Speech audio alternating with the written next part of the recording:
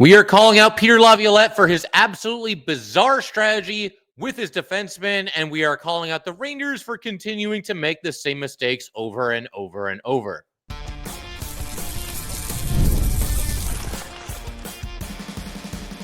You're Locked on the New York Rangers, your daily podcast on the New York Rangers. Part of the Locked On Podcast Network, your team every day.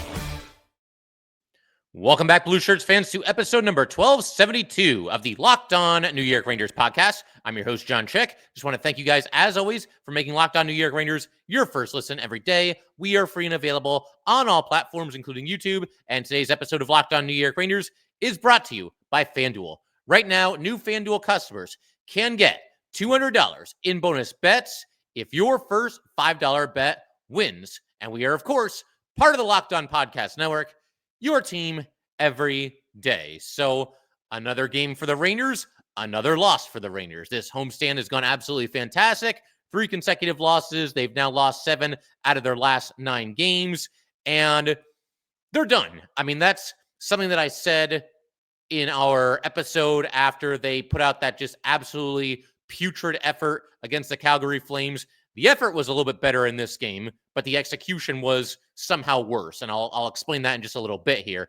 But, you know, the bottom line, when somebody tells you who they are and they show you who they are and they confirm over and over and over again who they are, you should start to believe them. And I think that applies to the New York Rangers as well. This is a team that has shown us exactly who they are for 70 games now. You might get the odd bright spot every once in a while. You might even get a little bit of a winning streak, a little bit of a hot streak every once in a blue moon throughout the course of a season. But by and large, this team for 70 games has shown us and told us exactly who they are. And I'm not going to sit here and try to convince myself that they're anything other than what they've shown us for 70 games. I'm not going to talk myself into believing that in these last 12 games here, 70 games down, 12 games to go, by the way, in these last 12 games here, that the Rangers are suddenly going to step on the gas and play with the kind of passion and intensity and fight and drive that's necessary at this time of the season. They're not going to do it. And if they do, it'll be a major surprise. Like, what reason have they given you to believe that that's what they're going to do in this final merciful home stretch of the season here? Merciful in a sense that the season's almost over. They haven't shown it, so I'm not expecting it. I would be stunned if it happened. But you know, I watched this game, and there's a whole bunch of different things we could go after the Rangers for. I mean, we could go after any member of the Ranger organization right now, any of the players, any of the coaches, certainly Drury in the front office and everything that they've done. But if you really want a sequence that I think sums everything up and will probably really get your blood boiling as a Ranger fan, then look no further, than the very end of the first period. Because the first period was okay for the Rangers. They didn't do anything that like really drives you crazy or like really wants to make you throw things around your living room. Didn't think they were great, but you know, you'll take what they got, what they gave you in the first period relative to what they've been giving you recently, just overall. You know, it wasn't terrible, which is the best you can hope for from this team right now, is not terrible. Think about that for a second. But the bottom line, Rangers are down 1-0. It's getting late in the first period. We're down to under a minute to go, and the Rangers have a nice, hardworking offensive zone possession here. Some good passing. You get Carrick to Brodzinski. Brodzinski goes back to the point to Soucy. Soucy goes across the ice to Will Borgen. Borgen moves a little bit closer to the net, lets the shot fly through some traffic. Rangers actually got some traffic in front of the net, and he scores. And they weren't sure right away if it was Borgen's goal or somebody else's, if it was deflected or not. But no, that was Borgen's goal. So awesome. You get a goal at the end of a period here. We know how much the Rangers have struggled at the start and ends of periods. And this is a big goal. Let's get things going in the right direction. We're tied 1-1 heading into the break here, and we'll hit the ground running in the second period. That's an ideal scenario for the Rangers, but we can't have nice things, and the Rangers can't create nice things, because what happened after that, I mean, again, you can set your watch to the types of mistakes that the Rangers are going to make in every single game. And what happened right after this is they give the goal right back. 17 seconds to go in the second period. You've got a face-off in the Rangers zone. And Mika wins the faceoff into the corner. Keandre Miller goes toward the puck and seemingly just doesn't want to compete for it. He's up against McMahon on this play. And, you know, 50-50 puck, and he loses it, and he loses it decisively. McMahon's able to kick the puck up along the boards back to Tavares. Tavares then moves the puck back to the point to one of his teammates, McCabe, and he was able to do that because Mika Zibanejad put up very little fight trying to get the puck away from Tavares. You know, he comes over and basically gives him a love tap and creates no resistance whatsoever. Tavares is able to move the puck back to McCabe. So in very quick succession here, you've got Miller decisively losing a 50-50 puck and Mika decisively losing a 50-50 puck on a play where I don't think either one of them did nearly enough to fight and battle for this puck. And then the shot from McCabe, by this point, McMahon has gotten back to the front of the net. He deflects it. It goes into the net. And just like that, Toronto's back up 2-1. And he absolutely burned Miller by getting in position in front of the net. So not only does Miller lose the 50-50 puck along the boards there, but then he loses the race to the front of the net. I mean, did he think McMahon was just going to stand around in the corner? It's the end of the period. He's going to try to get to the net and make something happen. I mean, that was as predictable as can be. And he just didn't react. And Toronto scores, and they're up 2-1. And all those good vibes, all those good feelings you had from the Will Borgen goal, literally like 38 seconds before this, they're all gone now because you're in the same exact position that you would have been had Borgen not scored that goal. You're back down by a goal going into the first intermission. And what makes this so bad, I think, for both Miller and Mika on this play is that, I mean, and this would be bad no matter when it happened in a game, but really think about the situation that you're dealing with here. You've just scored this goal. You've just tied the game. Maybe things are turning at least a little bit. How many times have we said that this season, right? But bottom line, they had just tied the game. Okay, things are looking up. And then you're at the end of a period here. So you know how important that goal was, and you know how important it is to get into the break tied 1-1, or at least you should know that. And you're also at the end of a period. So if you're Keandre Miller and you're Mika Zibanejad, this lack of compete that they both showed on this play, to me, is inexcusable in any situation. But the fact that you're at the end of a period where you're about to have a break, you're about to get to go sit down and, you know, eat an orange or do whatever you got to do in there. And this is the effort that you give. Empty the tank. It's at the end of a first period. It's your last shift. You're about to get a break. Compete. And neither one of them did that on this play.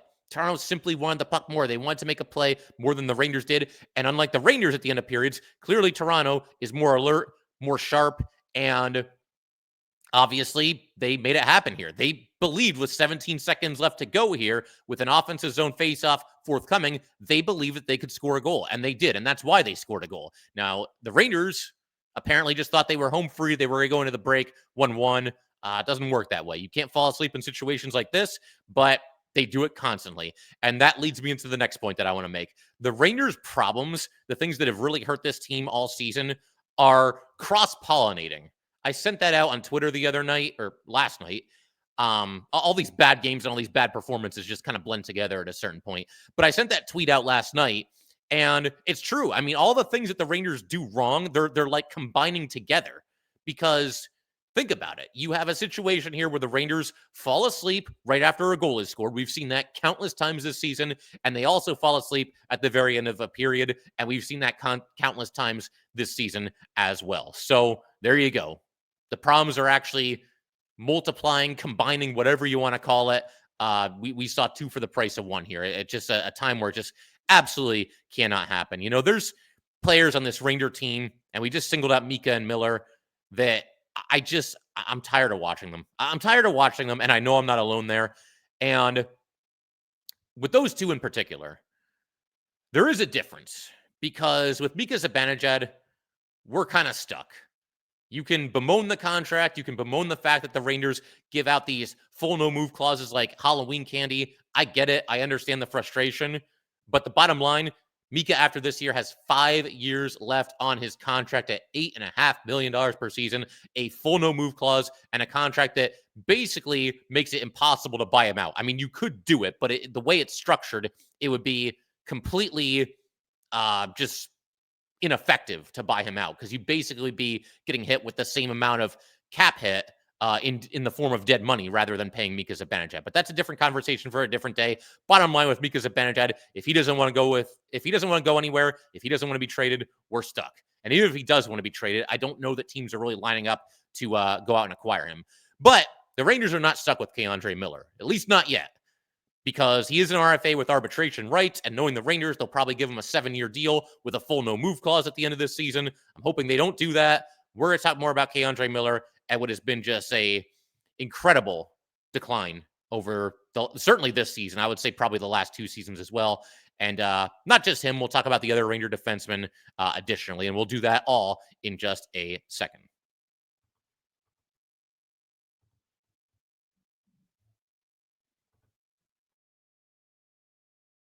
Did you know getting a good night's sleep is the #1 recipe for long-term success in life? I didn't. It took me way longer to realize than I'd like to admit. It was years of tossing and turning. I was always tired. I never felt like I could live up to my potential, but not anymore. Thanks to Bear Mattress. I used their sleep quiz and I matched with the Elite Hybrid. It's perfect for side sleepers like me. Now I wake up energized. I'm getting deeper sleeps and I'm ready to attack the day. No matter how you sleep, Bear Mattress has a match for you with a focus on recovery, cooling, and pressure relief to upgrade your sleep and improve your overall quality of life. Go to bearmattress.com and use promo code LOCKEDONNHL at checkout for 40% off site-wide. This offer is not available anywhere else. You have to use my promo code on the very last page of checkout to get this discount. That's bearmattress.com and use promo code LOCKEDONNHL for 40% off site-wide. Bearmattress.com, promo code LOCKEDONNHL. All right, let's go ahead and keep everything rolling here on Locked On New York Rangers. Huge shout out to the everydayers, as always, for sticking with this podcast. And let me just say right here and right now, I mentioned this maybe a month ago, 6 weeks ago, 2 months ago, whatever it was. You're all stuck watching this team with me. If I have to put up with this nonsense night in and night out and continue to watch whatever it is that the Rangers are doing on a hockey rink, then so do all of you. Nobody's bailing out on this. We're Ranger fans, and Ranger fans don't know when to quit. Clearly, that's evident by the fact that we all just keep watching this team this season. But as far as the everydayers are concerned, again, big shout out to you guys as always. We are going to be breaking down the next game in the next episode, and we're also going to have some fun. I think we're going to do this in the next episode. I sent out a tweet during the day yesterday where I asked basically, we have the Stephen McDonald Extra Effort Award winner, right? And we're not sure who it's going to go to this season. It's more difficult this year to find candidates than any other season, but we're actually going to give out the Zero Effort Award winner. I asked for your votes on that and who should win the Zero Effort Award for the Rangers this season. Got some very interesting answers and some funny answers too. We're going to read a couple of those, and I'm going to give my pick for the Zero Effort Award winner likely in our next episode, but certainly within the next week or so, for sure. Depends how much nonsense we have to talk about after the Rangers' next debacle, which will occur on Thursday. But against the Canucks, I believe it is, afternoon game. But for right now, let's keep our focus on this game. And actually, one of the candidates for the Zero Effort Award winner. He's got some competition, but K'Andre Miller is certainly a candidate for the Zero Effort Award. I think Lafreniere's in there. I think Kreider's in there. I think Fox is in there. I think Mika's in there. It's easier to come up with candidates for the Zero Effort Award winner this season than it is for the Stephen McDonald Extra Effort Award winner. Really think about that and let that sit in for a second, right? But for K'Andre Miller, another atrocious game for the Rangers in general. Let me say that right away here, because anytime I single out this player or that player, people will always say, well, what about this guy? What about that guy? What about that guy over there? Yeah, I get it. He's not the only bad player on this team. He's not the only player that's having a subpar season. He's not the only player that has taken a massive step backward this season, but he is one of them. And there's a finite amount of time that we can spend on every episode, and there's only so many things I can talk about. So K'Andre Miller is going to get singled out today. Just like we singled out a bunch of other players in the past, it's K'Andre Miller's turn. So again, another atrocious game for the Rangers, but hockey stat cards. They put out that chart every game that shows, how effectively basically every player was. And they had K'Andre Miller at the very bottom of the list. He was the worst player on the ice for the Rangers per hockey stat cards. Right behind him was Adam Fox, and then it was JT Miller, and then it was Alexis Lafreniere. So they were the bottom four. The best player on the ice for the Rangers per hockey stat cards, and I wouldn't really even argue this, was Carson Soucy, the guy that's been a healthy scratch for 3 consecutive games before this one. So again, that's another thing where you got to really sit down for a second and let it sink in. But the bottom line with K'Andre Miller, whether we're talking about just this game last night or the entire season as a whole, it's very difficult for me to fathom just how far he's fallen. Because when he was drafted, I mean, to begin with, the scouting reports look good, and I'm not a scout, and I hadn't watched like hours and hours of Keandre Miller footage, of him playing, coming up before the NHL and in college and whatnot. But it was promising. And then he got his shot in the NHL relatively early. I think he was like 20 when he made his NHL debut. 2 seasons into his NHL career, I legitimately thought that we had a budding, homegrown, legitimate superstar in the making. This guy was going out there and competing, sticking his nose into anything, playing with some grit, some energy, some feistiness, going toe-to-toe with Sidney Crosby. The two of them developed like a little bit of a side rivalry over the years. Just looking like a guy that was going to be a very dynamic defenseman and somebody that could maybe even be like an Adam Fox Jr. type player. Maybe he still is an Adam Fox Jr. type player, but the bottom line is the two of them have both regressed this season. So that's obviously not ideal. But you look at, the goals in this game that were scored. He's on the ice for 3 of them. The first goal that was scored by Toronto, he pinched in the offensive zone, and it was an ill-advised pinch. We've seen the Ranger defenseman do that quite a bit this season, but I don't think we've seen it more from any of them than we've seen from Keandre Miller. He pinches. The Leafs were clearly going to get to the puck before he does, so it was just ill-advised. And because of this happening, he actually did deliver a hit here and knock the guy down. But because his opponent got to the puck first, he was able to move it while he was taking the hit, and there go the Leafs. It's a 4-on-2 the other way, and one of the two guys back for the Rangers was Artemi Panarin. And Trocheck tried to get back, but he misplayed the entire thing as well. So again, that's a theme here. It's not all Keandre Miller, but Miller's ill-advised pinch set up this entire thing. The Leafs go the other way, and they score. Tavares rips a one-timer from the center of the ice there. And while we're talking about this goal, I might as well as like a quick side question here, ask you guys, when is the last time the Rangers scored a goal that looked like this, where they just explode up the ice 5v5, not shorthanded, which is when they're the most dangerous somehow on the rush. But when is the last time 5v5 that the Rangers have scored on a sequence like this, where they get a turnover, explode up the ice, go in on the rush, do north-south hockey, none of this sideways nonsense, and score by somebody ripping a one-timer from that area on the ice? Doesn't happen. Nobody in the Rangers does anything like that. So there's that to consider as well. Then you had the second goal that Toronto scored, and we already covered that one in great detail. It's on Keandre Miller. It's on Mika Zibanejad. Neither one of them competed for the puck. Miller didn't get back in front of the net. Leafs score 2-1 at the end of the first period. And then we had the fourth goal by Toronto, and this one is on Miller and Fox. I would honestly maybe even put this one a little bit more on Fox than Miller. The puck gets dumped in the Ranger zone. Miller goes back there to get it. He picks up the puck. He's circling around behind the Ranger net, and then he makes like a back, I think it was a backhand pass, but it was a drop pass for Adam Fox. And Fox wasn't looking for it. He wasn't ready for it. And it basically went right by him. You can see what happened. As Miller was making the pass, Fox turned his head away and was looking, I assume, to, see where his teammates are, see where, more importantly, the opponents are. And are they coming into the zone aggressively, just kind of surveying the situation. But for some reason, he wasn't expecting the pass here. And I don't know why not, because this to me seems like a textbook time to make a pass. I mean, I was expecting Miller to pass it. Miller's picking up the puck and going behind the net. He's not going to carry it out the other side because he's got an opponent, the only Leaf at the time that was in the Ranger zone, right there waiting for him. So it makes sense to, drop the puck back to Adam Fox. And that's what he did. Unfortunately, Fox completely missed it. You've got a situation where the Leafs pick it up. Nylander circles around behind the net.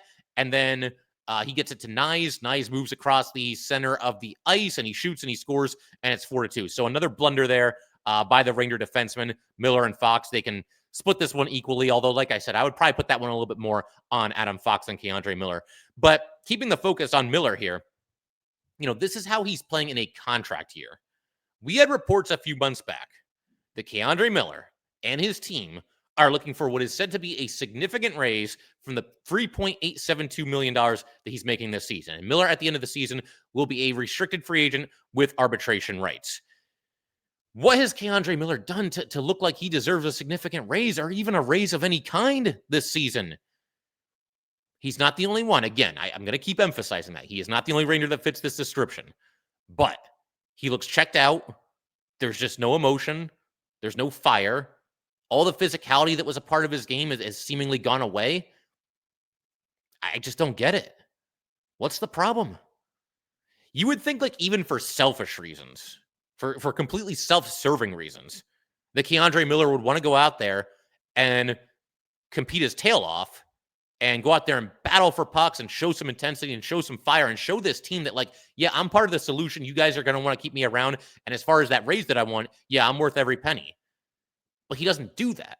Like, it's one thing if you're just playing poorly or going through a slump or whatever it might be, but he just looks as checked out as a lot of the other players in this Rangers team look. And you would think, again, even if for no other reason, even if you're just thinking about your next payday, your next contract, that you would want to go out there and bring it. So if he's like this in a season where he needs a new contract at the end of the year, what's it going to be like when, he signs a contract for, I don't know, $6.5 million a year for 7 years? I'm just making that up. I don't think the Rangers are going to do that, but let's just roll with it for a second.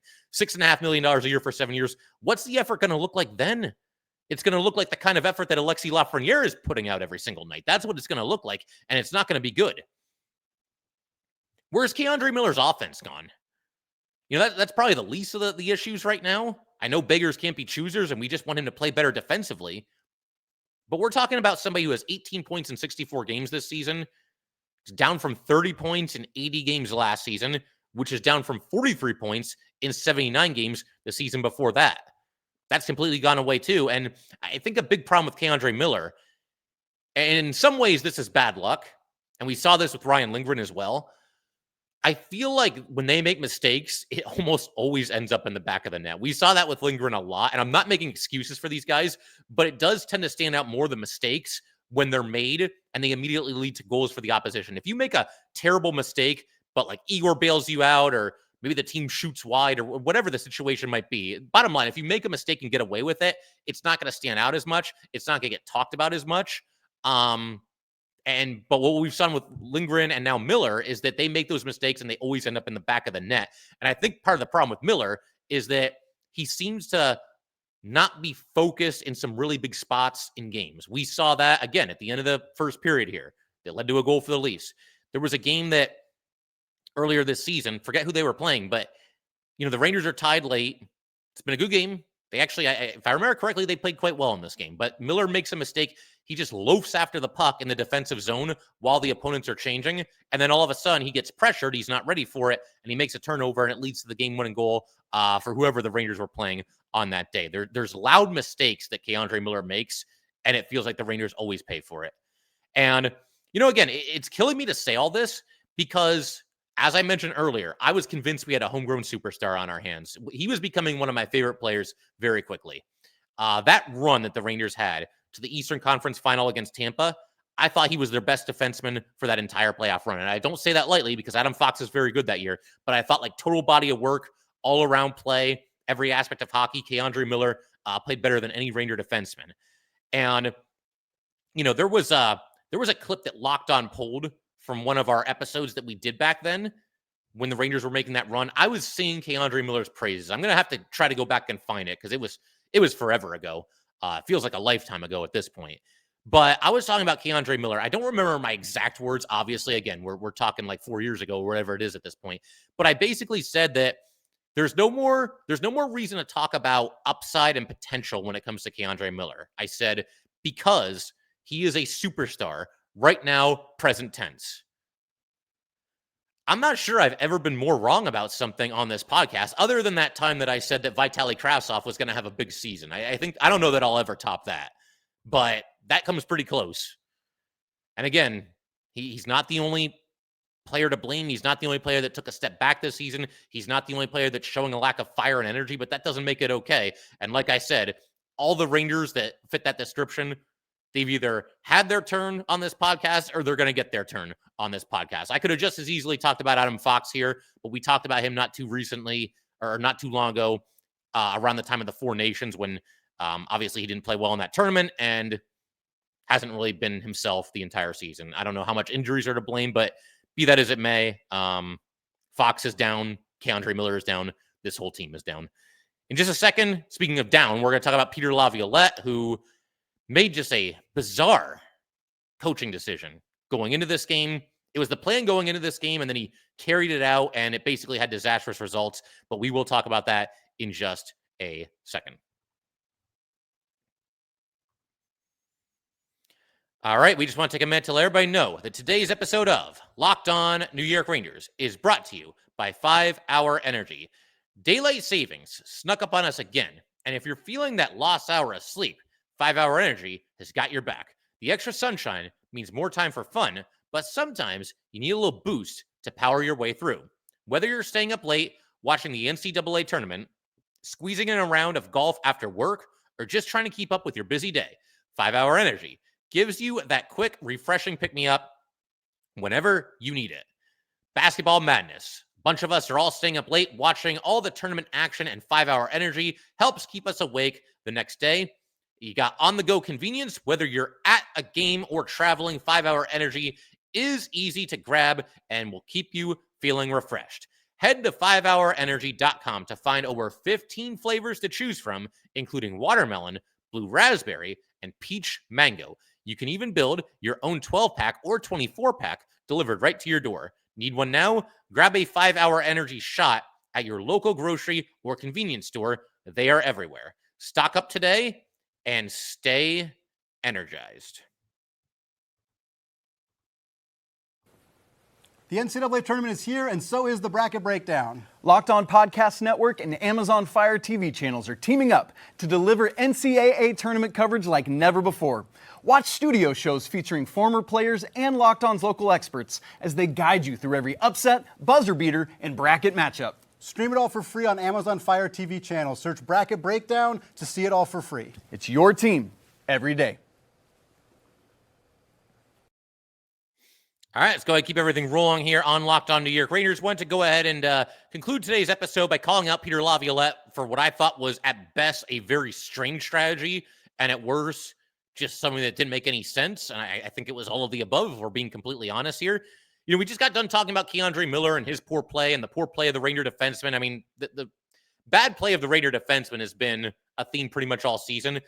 But in fairness to Miller and Fox and everybody else, there was something that did not help their cause in this game, and that is Peter Laviolette's bizarre strategy to rotate his top 4 defensemen. And we'll get into that in just a second. But one thing I want to say right here, Peter Laviolette has come under fire. I'm getting to the point where I don't think there's any chance he's back next season. I just don't see it. I mean, if you've seen this team lately, if you've watched this team all season, there can't be too many people that I think are really clamoring for his return. I think at best, maybe there's a couple of fans that are kind of, iffy about it. Like maybe give him one more chance. Who's to say for sure? But nobody's really clamoring for it. That's the bottom line. But the fans that really want him gone, one thing that you'll hear a lot of them say is that he never tries anything any different. And that's the one critique that people have of him that I do not agree with, because we did an episode not too long ago where I listed no fewer than 15 things that Peter Laviolette has tried different this season. And, we can go through a few of them right now. New defense pairings. Obviously, that was part of this game. And don't worry, we're getting there. He reduced ice time for Mika and Kreider when they weren't bringing it early in the season. We saw Mika complaining about that. We saw Peter Laviolette make Chris Kreider a healthy scratch. We saw him move Kako to center. We've now seen him move Mika Zibanejad to wing. We've even seen him try some, intangible things. We saw him try something kind of lighthearted. Remember when the Rangers were in one of their many slumps this season, and he actually went out there and participated in a shootout in practice and actually got one by Igor Shesterkin. And that got a nice rise out of the players. So he's tried different things. The problem is that none of them work. Or if they do work, they work for like a game or two, and then it goes away. Remember how good everything looked for like 2 games when they flip-flopped Cooley and Lafreniere? I mean, Cooley went out there and looked like a world beater all over again. Lafreniere wasn't great, but I think he looked better than he had looked before that. And everything was cooking for like 2 games. And now they still have those same line combinations, but it's made no difference. I mean, you're not feeling the difference that made, that you did feel in the first 2 games after it happened. So Laviolette's probably going to have to answer to that, and it's probably going to cost him his job. And on one hand, I don't like the idea of always bailing these players out and allowing them to get coach after coach after coach fired. But the reality of the situation is I just don't see how you can go on into next season with the same coach when things have gone the way that they've gone this season. So with all that said, we've set the stage here. We've established the fact that he does make changes. He does try different things. He tried something different in this game, but to me, this is one of the strangest things that he's done all season. Before the game, the defense pairings were as follows. We had Miller and Fox.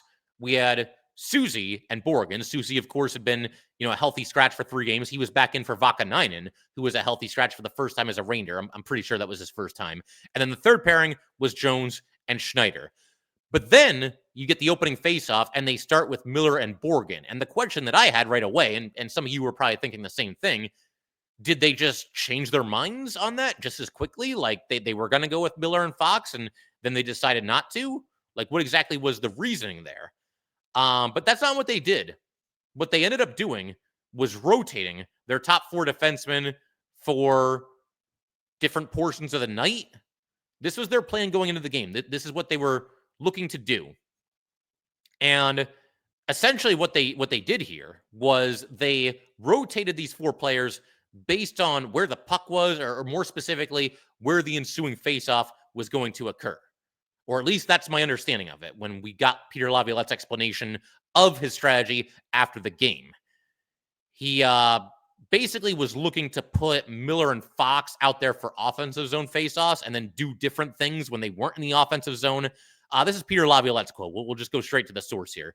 There's always a feeling of, let's try that again. There's always a feeling out process that goes with it. Fox took some shifts with Key as well. They've had some time together, but I think when you add new pieces to your team, there's no way around that. And he's not completely wrong with the last thing that he said there. Look, the Rangers have had a revolving door at defensemen this season.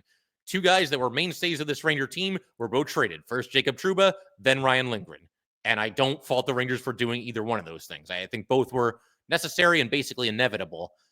So yeah, there's some overturn. Vakanainen, Borgen, and Susie, none of them were with the Rangers to start the season. So I get that to an extent, but he made these adjustments a day or two after Adam Fox was talking about how, it can be tough to get chemistry with your defense partner when it's always changing. And on one hand, I don't really want to hear anything from Adam Fox right now based on how he's played this season. But on the other hand, he's not wrong about what he's saying here either. I think with this team having so many issues with their defense pairings and so many defensemen having a bad season, or at the very least a down season, you've got to do what you can do to give this team some consistency and keep these pairings together, or at least try your best to firm up the defense pairings a little bit, not do the exact opposite of that and change them constantly throughout the course of one game. And as we talked about, it led to goals. It led to the Miller and Fox miscommunication. And then there was one where Fox had the puck and bumped into Susie, and that resulted in a turnover, and Toronto ended up scoring there. That was the I was going to say the game winner, but the Rangers had the empty netter later, so it wasn't the game winner. But that was the goal that gave Toronto the lead for good at the end of this game. So don't understand the strategy, but it is what it is. We'll call it there. If you guys would like to get in touch with this podcast, please send an email to lockedonnyrangers@gmail.com, and definitely subscribe to the Locked On New York Rangers YouTube channel. Thanks again, guys. I will see you next time.